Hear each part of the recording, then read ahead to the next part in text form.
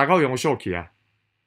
今集繼續講國際音標 IPA， 想講最後兩個子音，呢兩個子音都係濁子音，噴氣少震喉嚨。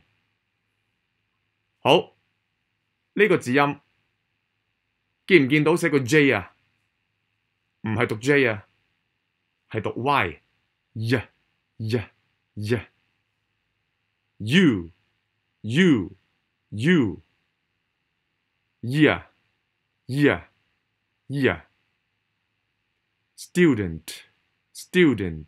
student。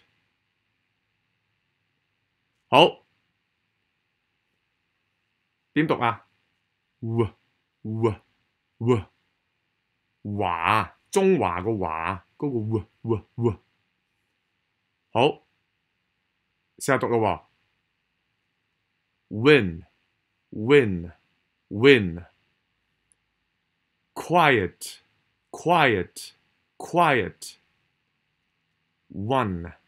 one。好，暫時講到呢度啦，有問題可以喺留言欄問我，同埋訂閱分享頻道喎。唔該，拜拜。